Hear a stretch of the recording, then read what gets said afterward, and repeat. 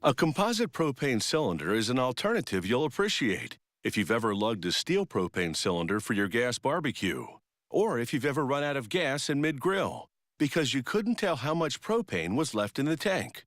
Composite material is 30% lighter than steel and see-through. Composite propane cylinders are made of transparent fiberglass encased within a plastic housing. Propane, a liquid under pressure, expands as temperature increases. So as a safety feature, the cylinder valve is equipped with an overfill prevention device, a valve shutoff that kicks in when you filled 80% of the cylinder. This ensures ample room for the propane to expand. Fiberglass is actual glass that's been drawn into thin fibers, then woven into fabric, or in this case, yarn. It's the ideal material for a gas cylinder because it's strong, lightweight, rust-proof, and non-flammable. A robot simultaneously winds 12 strands of fiberglass yarn over a steel form shaped like a half cylinder. The winding pattern is very specific, strategically designed to make the cylinder walls as strong as possible. While winding, the robot applies a powder binding solution. This immobilizes the strands so that the shape won't collapse when the robot later lifts it off the form. The winding process takes about 45 seconds and produces what's called a preform. The robot transfers the preform over to the next machine, a molding press. It injects liquid plastic at high pressure, impregnating the fiberglass. Then it heats the preform for 10 minutes to cure the plastic. What comes out of the molding press is a fully formed fiberglass half cylinder.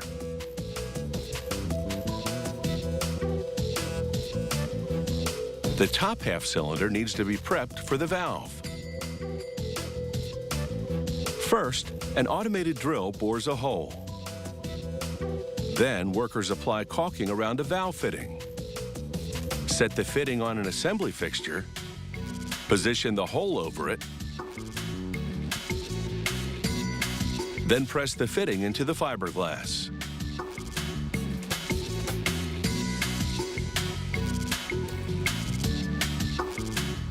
Now they mount the top and bottom half cylinders on opposing lathes. A computer-guided grinding wheel with a fine diamond grit surface trims the edge of each half cylinder to an exact specification. Then it machines a precise 3-degree taper on each edge at opposing angles.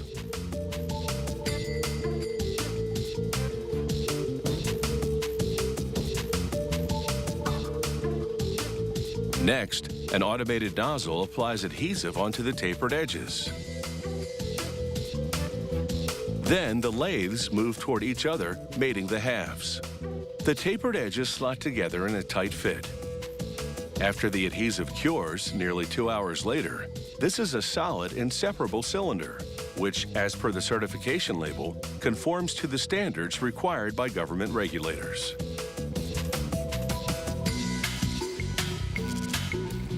Every single cylinder this factory produces undergoes safety tests. This one, in a pressurized chamber, ensures the cylinder can hold the required amount of pressure.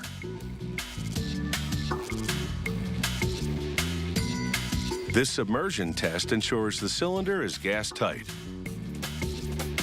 If bubbles appear in the water, it means there's a leak. After a cylinder passes testing, workers install the valve, which is already connected to the overfill prevention device.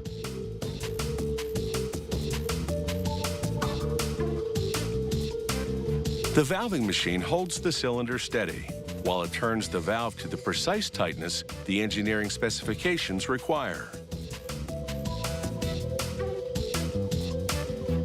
Now it's just a matter of snapping together the cylinder's 2-part plastic housing. The housing has handles for carrying the cylinder. It also has a flat base to allow the cylinder to stand upright. Composite propane cylinders come in various sizes to fuel everything from barbecues to patio heaters, even ride-on lawnmowers and factory forklifts. Cuisine. a spicy tomato-based condiment people typically enjoy as a topping on tacos or dip for tortilla chips. Recipes vary, as does the kick factor, from mild to extra hot. Salsa is the Spanish word for sauce. This American company produces 9 different flavors, from regular to roasted garlic to pineapple mango. All flavors begin with fresh tomatoes delivered daily to the factory. Workers inspect them carefully and remove any stems, leaves, and unripe or imperfect tomatoes. Other workers, meanwhile, cut the stems off cilantro, a leafy herb that acts as a major flavor enhancer. They wash the cilantro in a tank of ice-cold water, then transfer it to another cold water tank for a second wash, and then to another tank for a third wash, then a fourth and final wash. This one in a machine with food-safe vegetable sanitizer containing bacteria-killing hydrogen peroxide. Then they dry the wet cilantro in a giant salad spinner.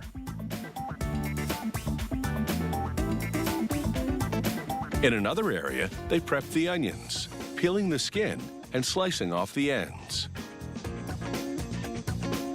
They rinse the onions with water and the same sanitizer they used on the cilantro.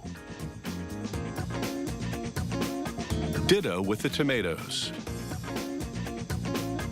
This industrial-strength dicing machine chops up all the produce ingredients. It has interchangeable blades to adjust for different sized cuts. First through the dicer, the tomatoes. They enter whole and exit in pieces about 4/10 of an inch big.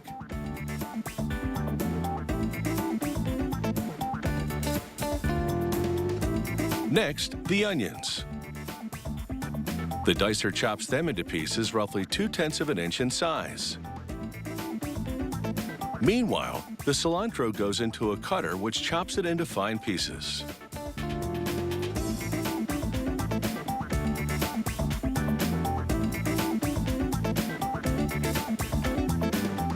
The recipe proportions are roughly 80% tomatoes, 5% onions, 2% cilantro, 5% green peppers, then additional flavor-specific ingredients, plus salt, pepper, and vinegar.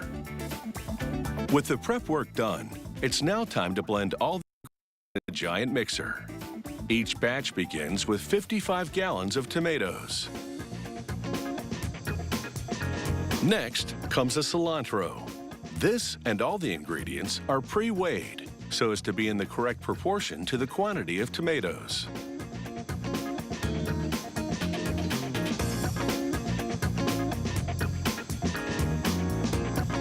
The onions are next. This particular batch of salsa is garlic artichoke flavor, hence the next ingredient, diced artichokes. Now the combined liquid ingredients, lemon juice, lime juice, and white vinegar. Followed by the combined dry ingredients, salt, pepper, dried celery, and garlic powder. A final high-speed 5-minute mix ensures everything is thoroughly blended and ready for packaging. The finished salsa goes into vats. From there, at packaging time, a pumping system moves it to the automated filling machine, whose nozzles squirt the required quantity of salsa into plastic containers. The machine then seals each container with a plastic safety film and presses on a cover. This is what the packaging process looks like in slow motion. It actually moves at about twice this speed. The filled containers now pass through a combination X-ray metal detector. On the off chance a foreign object fell into the salsa during production, the machine flags the affected container and triggers an automated arm to eject it from the production line.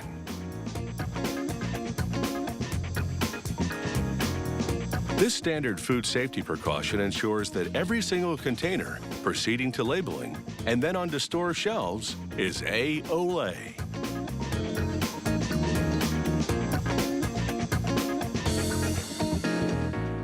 Water from the ground, the windmill reaches to the sky. The blades catch the breeze and spin, while gears convert the spinning action into pumping action. This technology has been around for over 2,000 years. The first known water-pumping windmills originated in Persia around 7 A.D. In 19th century America, this was the wheel of progress, a metal-bladed windmill that turned with greater force than traditional wooden ones, even in low wind conditions. Its superior pumping capacity made it indispensable to pioneers settling inland, away from rivers and streams. And today, this same design continues to be a part of the rural landscape, especially when there's no electricity to run water pumps.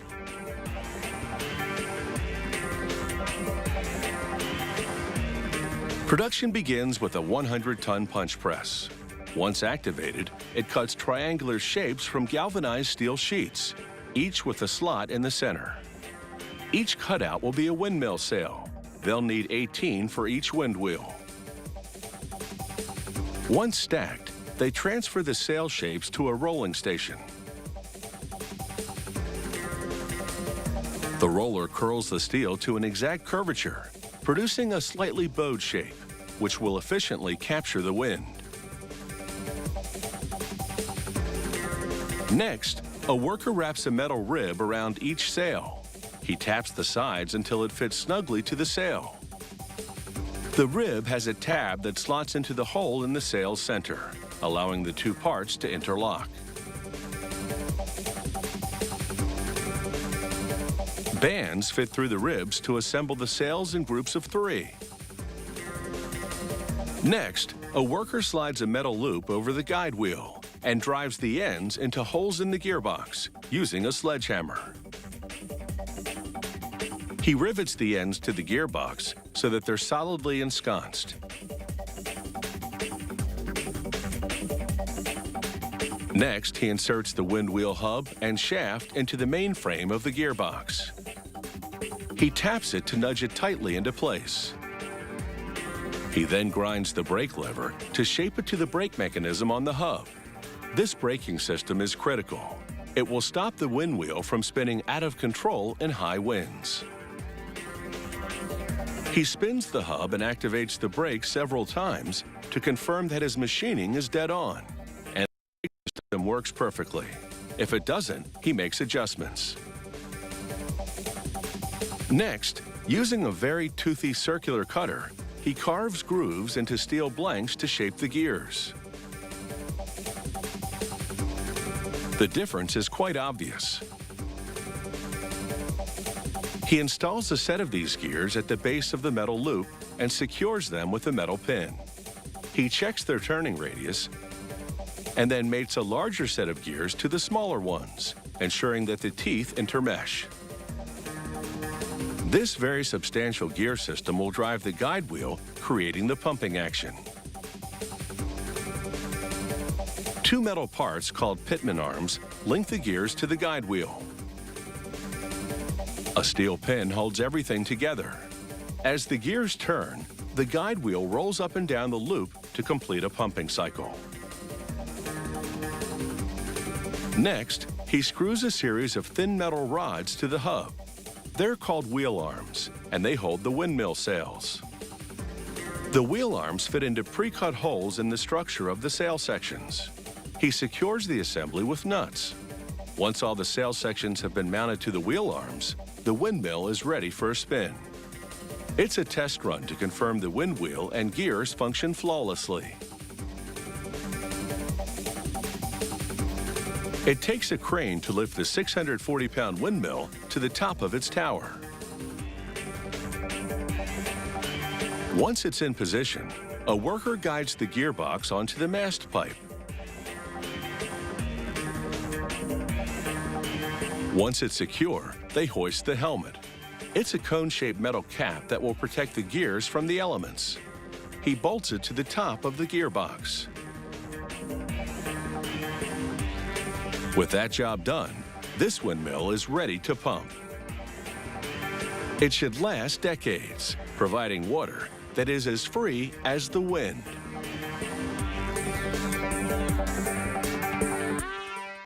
Dragsters roar out of the starting line in a cloud of smoke and then it's a blur. Traveling at speeds of up to 320 miles an hour, these hot rods rip through a quarter-mile racetrack in less than 4 seconds. It's why they need parachutes to slow down and come in for a safe landing. Blink a couple of times and the race is over. Packing an incredible 8,000 horsepower, a dragster is at least 50 times more powerful than a subcompact car. With fat rear tires for traction and a tapered aerodynamic body, the dragster is engineered for one thing only: speed. Production begins with the heart of the vehicle, the powerful 8-cylinder engine. To reduce drag, the engine block is made of lightweight aluminum. A technician carefully installs the camshaft and then fastens the timing cover to the front of the engine. The timing cover prevents oil leaks. He installs the crankshaft and hub. And once the 8 rods and pistons have been loaded and connected, he tests their movement and function. Satisfied with their performance, he encases them in an oil pan. With the installation of the drive gears and other components, the engine block is now complete. They move on to the supercharger, a forceful blower that boosts engine power tremendously. This worker seals the seams with urethane and caps the ends. He slides strips of Teflon between the rotors for extra sealing. All this sealing will ensure that the compressed air generated is directed down through the bottom of the supercharger and into the engine. With the supercharger now installed in its magnesium casing, he connects a cage-like starter to its drive pulley. It's now time for a test run. Blue streamers have been attached to the bottom of the supercharger. Their fluttering is a visual indication of the force of the air generated. The next employee attaches fuel pipes to the dragster's metal skeleton. They install the engine and the high-tech clutch. This racing clutch is equipped with 5 discs to transfer power from the engine directly to the wheels. Between every run, the dragster engine will be completely rebuilt. The rebuild should take just 22 minutes, so the team at the factory is on the clock to prove it can be done. The technician torques the cylinders to the engine block. He installs the fuel distribution system and connects the hoses to the cylinder heads. Dragsters run on nitromethane, known as top fuel in the sport. It delivers more power per stroke. Still on the clock, the crew transfers the supercharger to the engine and connects it to the intake manifold. They use super-strength Kevlar strapping to restrain the supercharger in the event of an explosion. They loop a belt over the gears that drive the supercharger. They adjust the engine valves and then check to confirm the valves move freely. They cover the valves with this titanium lid to prevent oil leaks and keep all the parts in place. A technician connects spark plugs to the engine through slots in the cover, 2 per cylinder. With each step carefully timed and executed, it has taken 22 minutes for the crew to get this dragster engine in rip-roaring shape.